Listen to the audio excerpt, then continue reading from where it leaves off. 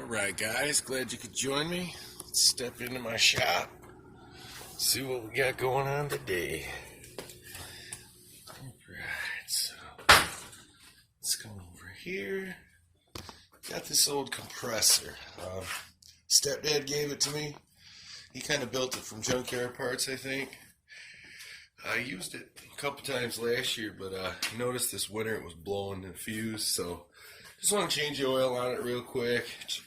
Change the air filter, clean it out. It's pretty dirty. The whole thing is. So what we're going to do, we're going to obviously clean that air filter, and we're going to spray it down with a miracle product, Crud Cutter. I don't know if you've ever used Crud Cutter before. It's the good stuff.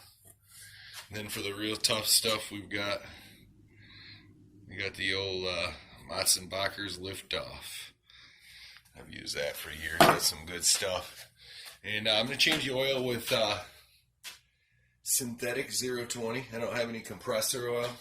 Did a little bit of Google research. Found out that they recommend Mobile One synthetic 5 or 1030. But I'm going to go with 020. This is just temporary.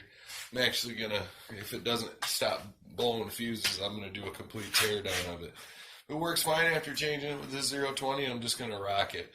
I mean, I have an air compressor in the back of my truck I could always use. But I have several projects that I want to do. So, and this is already out here, this big old behemoth, and it's got sentimental value. So, let's get to it, see what it looks like.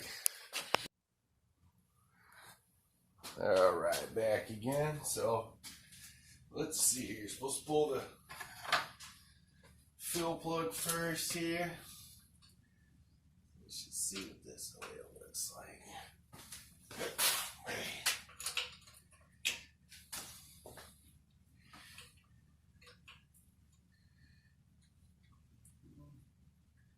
You might as well clean that area before we pull that plug. That's pretty nasty. Bunch of crud under there.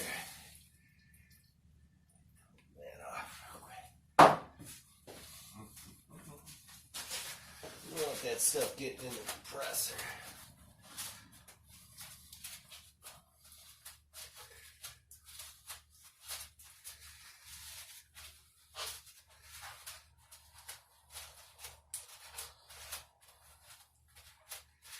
Probably flush a quart through after I change the oil too. Probably be a good idea. That area cleaned out. Alright. It's a little better. That stuff smells good. A really odd smell to it, like old man garage. I like it.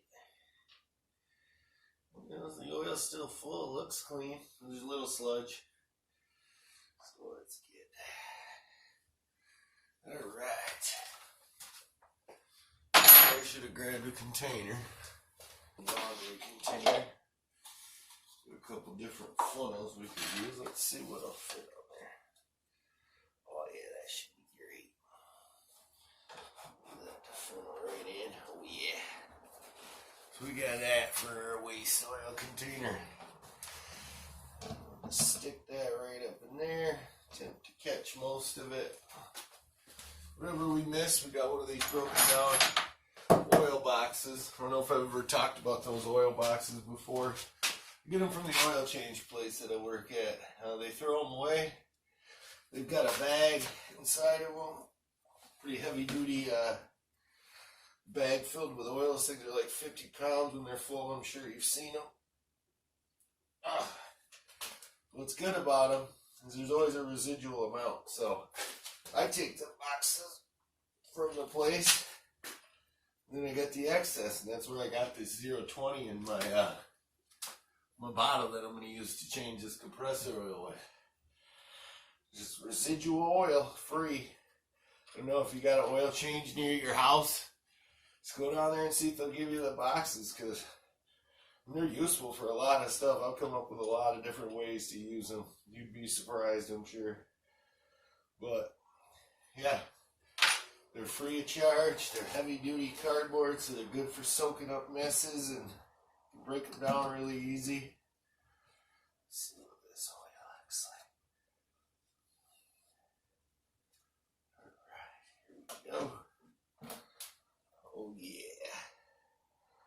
Oh, don't look bad at all. My stepdad Dennis must have took good care of it.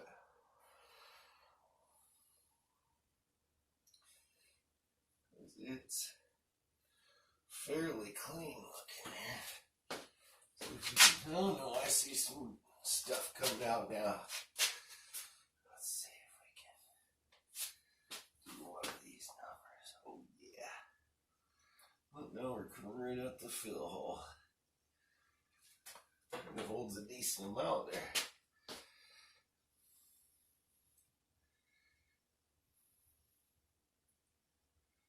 Oh yeah, there's a little bit of sludginess.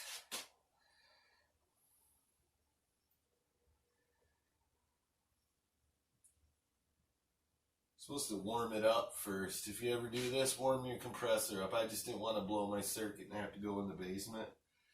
So I'm just going to use flush oil in place of warming it up. So red is that compressor oil is non-detergent.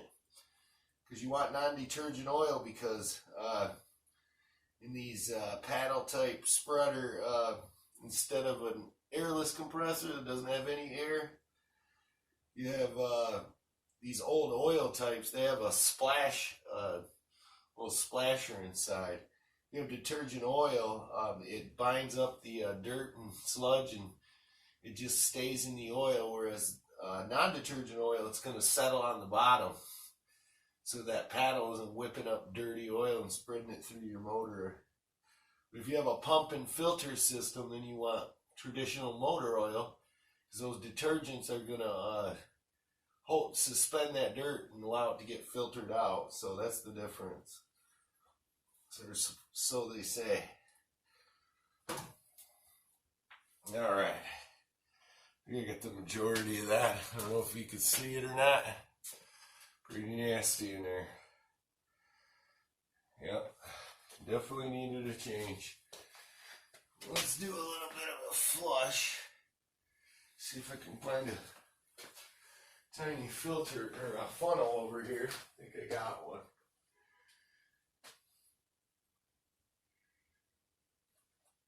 Nah, it'll be fine. We're just gonna put the plug back in and pump her full of 020 weight. This is just temporary, like I said. I'm gonna probably restore this at some point if it doesn't work how I want it to.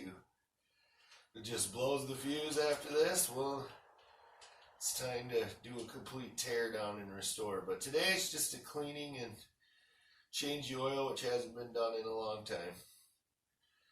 Alright.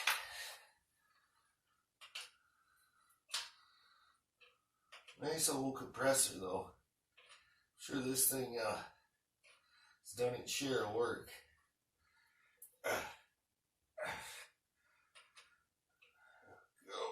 Go. Should be good. Let's pump the new stuff in.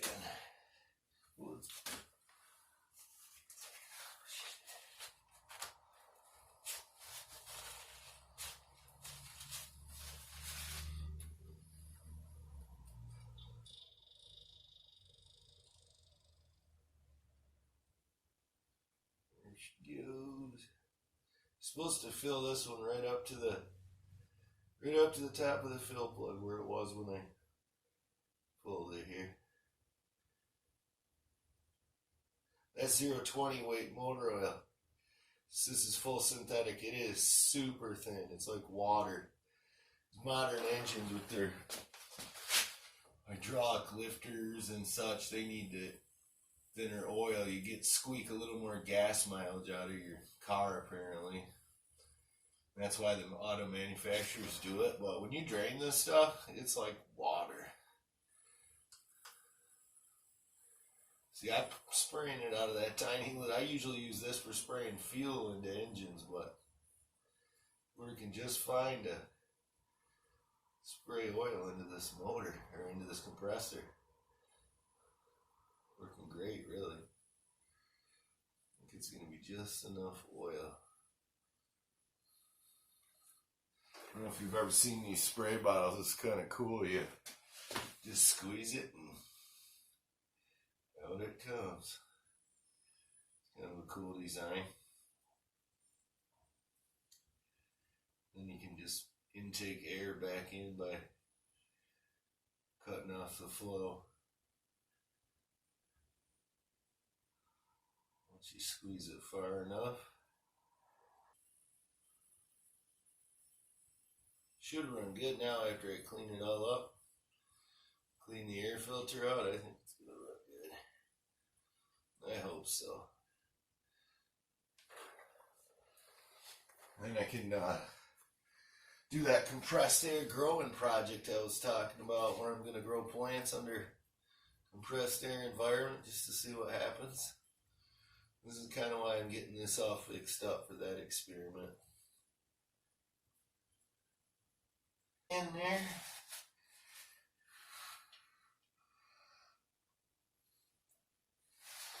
Next, we'll go through the air filter before I clean this thing off.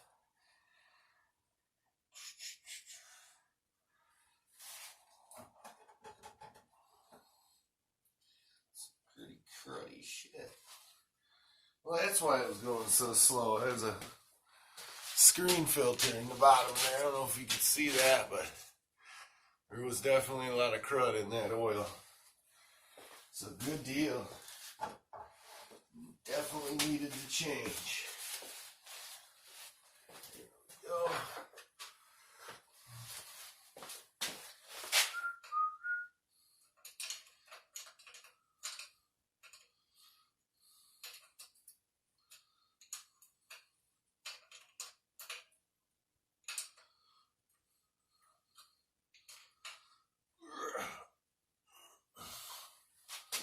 Love these old compressors. Just crank on the bolts. You don't gotta worry about snapping a thing. They built these things solid back in the day. Alright. Let's see. Take one of these rags here. These have been washed, but they're oil rags.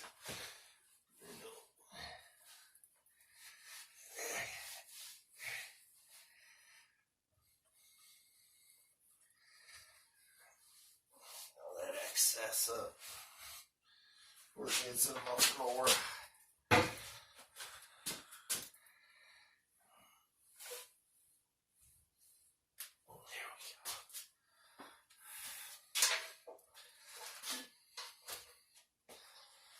Right. Let's pull that air filter out of there.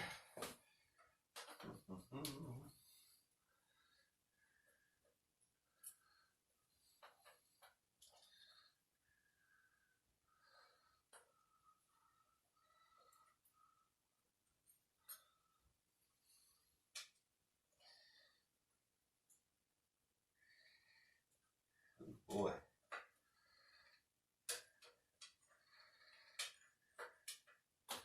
It's actually not in bad shape. A little dirty, but too shabby.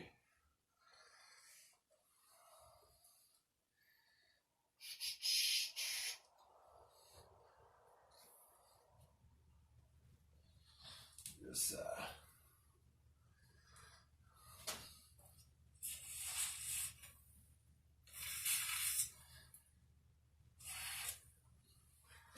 that should be good.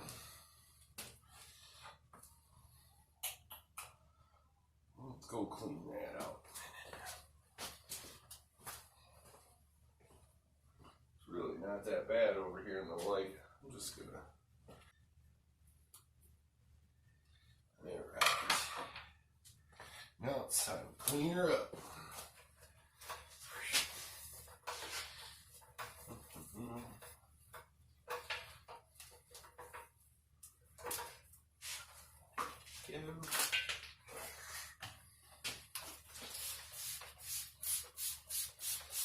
Spray some crud cutter on here.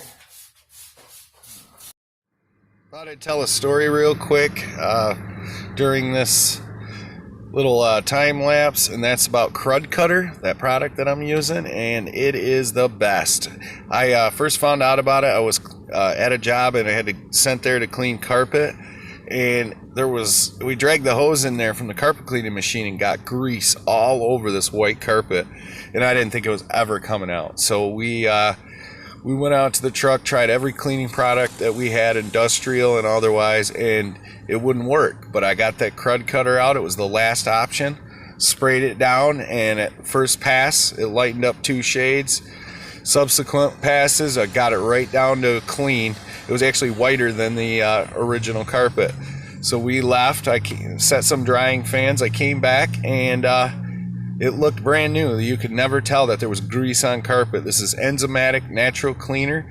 So, and they sell it at Lowe's and Home Depot and everywhere else. It's the best stuff I've ever seen. I use it on everything. So you see how well it's cleaning up this air compressor. I would highly recommend you get a bottle of it.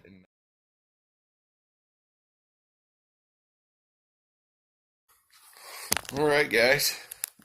She's looking pretty good. Almost brand new. A lot better than it did. Now, the real test. Here's the gauge. Let's see if she'll fire up without blowing the fuse.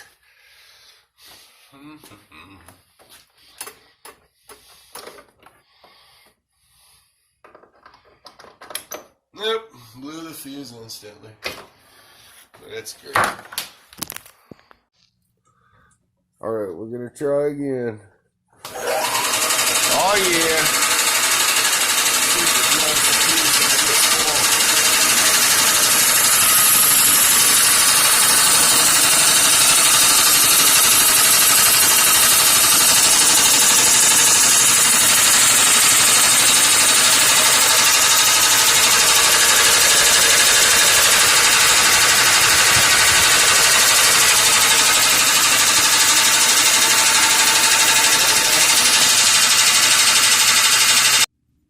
Alright, so obviously she shuts off at 55 psi, it appears. Let's focus. See, there's a little bit of a leak. It's leaking around that gasket. It's not bad. It's just that soap I sprayed on there. Then as it was filling, I had a little bit of leak right around there. So definitely needs a rebuild, but it's good enough for my purposes. It's been off for 5 minutes and it hasn't went down a pound, so this should be good. 55 psi. Now the question is, does anybody out there know how to turn the air pressure up on one of these old bad boys? What's the method? I don't see a dial, or is that just a built-in setting you can't change? Be nice to know. Let me know if you have an idea. Maybe it has to do with that valve. I'm assuming that's a safety valve, though. Let's see what it says here. I can't really read it, but anyway, so that's the project for the night. So now we can put air pressure inside of that those garden experiments and get that all set up out here. So let me get this all cleaned up. I'll come back. Alright, so let me show you this other project. This is a little tiny micro steam engine. You've probably seen them. I saw them on Chinese websites for like 30, 40 bucks. Well, anyway, my idea is just to make this steam powered, just a little, I don't know, I just always like steam engines. They're pretty interesting. These will run off air pressure, so let's just have a listen here. It sounds cool.